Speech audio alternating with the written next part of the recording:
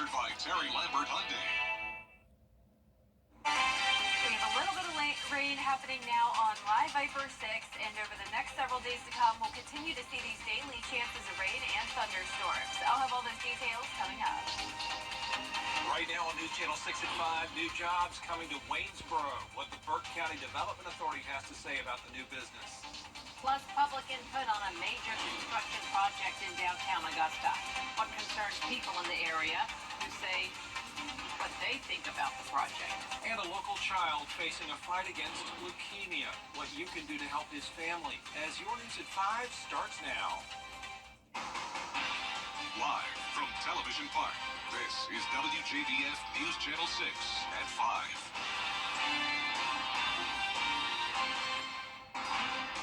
Good evening, everyone. I'm Jenny Montgomery. I'm Brad Beams. Thanks for joining us. We do appreciate it. Coverage you can count on begins with new jobs coming to Burke County, Georgia. The governor himself, Brian Kemp, making that announcement this morning. Bria Smith is live now where that company will be laying down its roots. Bria? Jenny, Waynesboro can expect 130 new jobs coming to the area, and that's all thanks to Ritz USA's new facility coming in the next few years. And the good thing is Ritz is actually coming back home. They used to be here in Burke County in Waynesboro before they were bought out and transferred up to Pennsylvania. I spoke with Austin Stacy, who's the executive director of the Development Authority of Burke County. He says this is the first project in the area like this since 2019. They're going to be building some high voltage power transformers, which their facility currently in Livonia builds small and medium voltage as well, which that's going to remain. They're just going to move their high voltage down here. But one of the most important parts to this project is not only the amount, but the types of jobs it will bring, like maintenance workers, technicians, operators, and more. From, white-collar administrative jobs to, hands-on on the line, blue-collar jobs. And it's really going to fit the demographic for this region. And with the recent installations of Plant Vogel's Units 3 and 4, Stacy tells me he believes Burke County is a place people in the industry want to get to. Burke County has kind of positioned ourselves to be an energy capital, whether that be, nuclear energy or even transformers, anything energy adjacent related. We're starting to see a big drive and inquiries here to figure out how other companies can locate. Operations are expected to begin by late 2025, and if you're interested in becoming a part of the team, more information on careers can be found at WJBF.com. Live in Burke County, Bria Smith, WJBF, News Channel 6. It is time now for a first check of the weather. And for that, we want to check in with our chief meteorologist, Jenna Petracci. Well, just like the past several days, we're still watching some late afternoon and evening storms, but by no means is a complete washout out there, just those isolated heavy downpours at times with some lightning. That's what we're seeing now in our northern counties. We also have some widespread light rain over Washington, and we have this one heavy downpour around the border of Warren and McDuffie County. This is just to the north of I-20, so heads up if you're in Thompson, you're about to get a little bit of rain. Also up near Edgefield County, we also have some brief heavy rainfall. Other than that, though, it's pretty quiet outside with just those puffy cumulus clouds on our Terry Lambert Hyundai Skyview cam.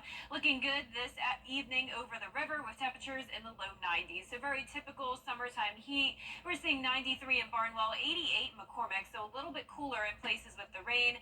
93 in Augusta, 92 in Swainsboro, Aiken at 90 degrees, 93 in Waynesboro, and only 87 in Washington because that's another place with some of that light rain. But the heat index is still pretty high today. We're seeing a lot of triple digits and even up to 104 in Bamberg, 102 now in Sylvania.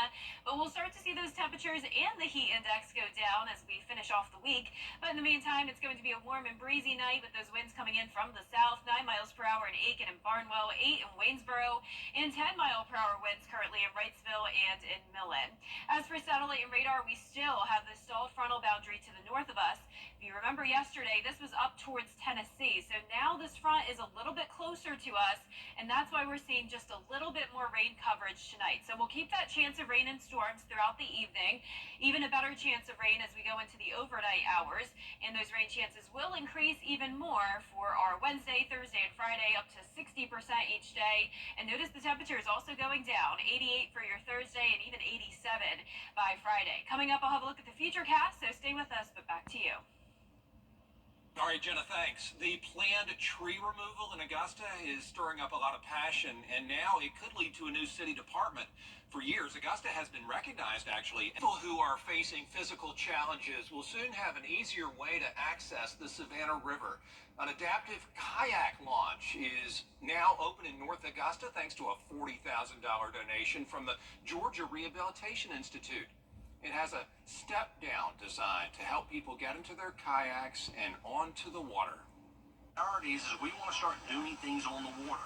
So here we have now an adaptive kayak launcher that can be used whether a person's handicapped or not, but it's just another easier way to get people to say, hey, you know what, I want to get on the water.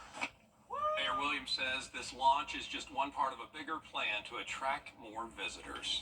The community coming together to help a local family. The 5-year-old son of a lieutenant at the Aiken Department of Public Safety is battling cancer. Joey O'Connor was diagnosed with leukemia a week after his 5th birthday last month. After a near 4-week stay at the Children's Hospital of Georgia, Joey's back at home, but still has to undergo treatment for up to 3 more years. Family and friends and staff at ADPS have pitched in to help make this journey as smooth as possible for the family, but the medical bills are adding up. We don't like to ask for help, especially when there's so many people in our community that need help. But that being said, we're not expecting to have this diagnosis. If there is anything left over, our plan is to just donate that money to another child with a similar diagnosis of Joey or to leukemia research. Joey will have some more blood tests on Friday. We have a link to his GoFundMe at WJBF.com. Well, straight ahead here on News Channel 6, a strong team and strong technology keep things moving in Thompson. How high tech and hard work lead to beautiful results at Dudley Nurseries. As coverage you can count on continues. And we'll continue to see a chance of rain each day through the weekend, along with the temperatures going down with highs in the 80s. And with all of these storms, we'll have to watch for the possibility of gusty winds and flooding. More details coming up. Show me. WJBF News Channel 6 wants you to join our team. We're looking for talented applicants in a variety of fields. To see a current list of job openings, visit WJBF.com/work-for-6. Join our team today. The Live 5 for 6 mobile app. Download it today.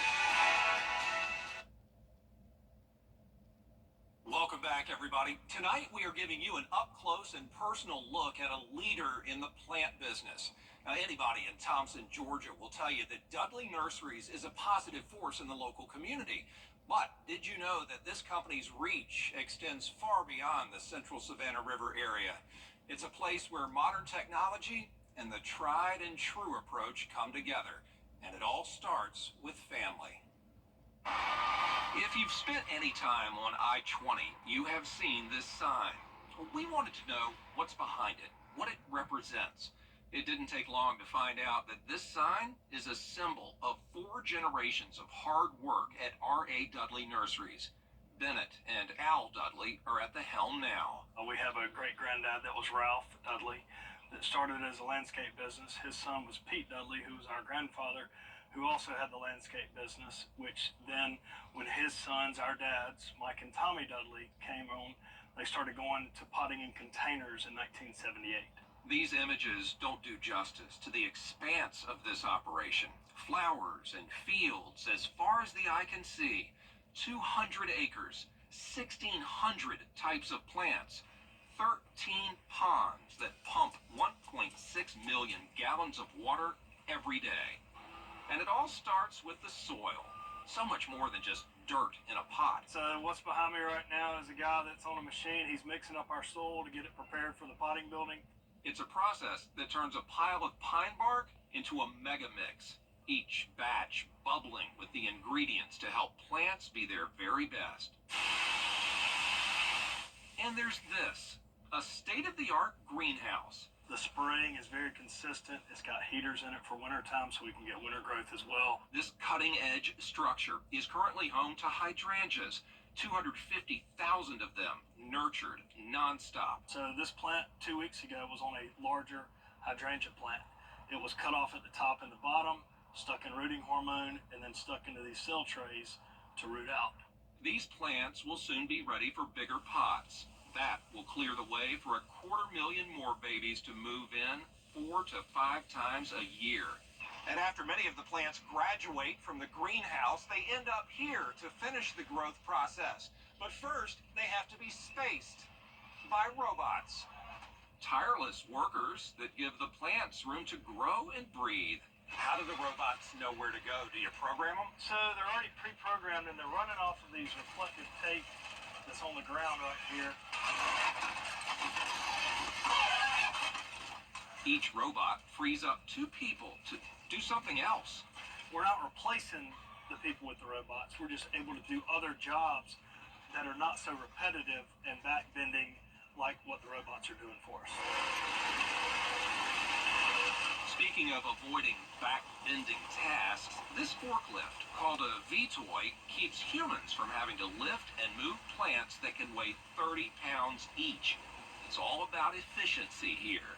The goal is to turn that spot right there that that plant's sitting on as many times as possible and grow quality plants on that space over and over and over. And the quicker we do that, the quicker it gets here and the quicker it leaves, the quicker we can put another product there. Quality plants grown by a great team. Products that make a big part of this country prettier. We sell all the way from North Florida up the East Coast into New York and then over to Ohio and then down to Kansas City and then down to Texas. So now you know. Now you can drive past that sign and appreciate the big impact of this small town company. The impact of Bennett and Al and all those who came before them to carry on Ralph Dudley's dream. Al and I are very grateful for what our dads have left for us to try to run. We love what we do. So coming to work is not really work like most people call it. We enjoy what we do. We work great together, and we just want to continue to do the best we can and make our parents and our grandparents and our great-grandparents happy. And listen to this, another example of the size and scope of this operation. You heard me say in the story that Dudley Nurseries pumps 1.6 million gallons of water every day from those ponds. Well, that's not that far behind the water output for the entire city of Thompson.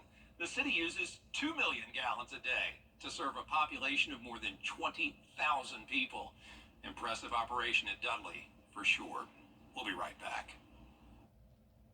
Weather headlines on WJBF News Channel 6. Brought to you by Hickson Roofing. If your roof needs fixing, call Mr. Hickson. And we're back. Now, your most accurate forecast with WJBF Live 5 for 6. Welcome back. Thank you for joining us on this Tuesday. We are tracking a little bit of rain, but by no means is it widespread. Nothing to worry about over the next several hours at least. It's just going to be these spotty on and off showers and storms. We are watching one area of rain over Thompson. This is what I was talking about at the top of the show. It's now moved into Thompson. It's just light rain, and it's also along I-20 up towards the northeast. We also have spotty showers on either side of Edgefield. But other than that, it is pretty quiet today with just those puffy cumulus clouds on our Terry Lambert Hyundai Skyview cam outside the station. We're sitting at 93 degrees, which is pretty typical for this time of the year. Also very typical for it to feel like 99. So when you factor in that dew point of 70, it is feeling more so around like 100 degrees. We have the chance of showers and storms for our northern counties over the next couple of hours. Otherwise, the rest of us will stay dry. Upper 80s for some of us towards the west, and even 83 in Crawfordville and Washington, but 91 next door in Lincolnton. Waynesboro, you're at 93, 95 in Barnwell and Bamberg. And notice on satellite and radar, the southern part of Georgia and South Carolina is dry, but we have a lot more rain out towards the west, all along the stalled frontal boundary, which is responsible for bringing us the rain each day. Tomorrow morning, it's possible that we'll see a few showers at the 7 o'clock hour, dry out by 10, and then in the afternoon and evening, just like the past several days, we'll see a few storms start to pop. The temperatures are going to dip down to below average starting on Thursday, 88 degrees, 87 for your Friday and Saturday. Definitely a much cooler end to the month of July compared to how it started, close to around 100 degrees. But keep in mind, it will still be feeling very sticky outside with dew points in the middle 70 range. So it'll still be feeling like those low to mid 90s, even when we're in the 80s. So tonight at 7 o'clock, there's those spotty showers and storms around. We'll get this surge of moisture coming in, and it does look like we'll have widespread rain tonight. This is midnight, so a lot of this activity is overnight. So by 7 a.m., as I mentioned, it's possible we'll have a few leftover showers here and there, but then we'll dry out again until around 2 o'clock in the afternoon. And then again, late at night is when we're going to have the best chance of rain. Thursday morning, once again, a few showers possible. So overall, pretty much each day is the same. We'll have those afternoon showers and storms start to pop, more widespread rain coming in at night, and here you can see it around midnight going into Friday. Well, this big area of rain move in, but most of it's overnight, so it really isn't a complete washout during the daytime. But overall, this rain over the next 5 days will amount to around 2 to 3 inches across the CSRA, and of course, places that get those really heavy downpours could see higher amounts. So we will be watching for the chance of some minor flooding. Our lows tonight will be in the low 70s with the rain, and our highs tomorrow will be in the low 90s, so still pretty much near average. But when we look at the 10-day forecast, once we see 88 on Thursday, that is well below average, and it won't just be a couple days in the upper 80s. It will actually last all the way into next week. This weekend will be in the upper 80s with lower chances of rain, only a 30% chance by Sunday. All right, Jenna, thanks a lot. Up next, the next installment in the Marvel Cinematic Universe. Now look at Deadpool and Wolverine after the break.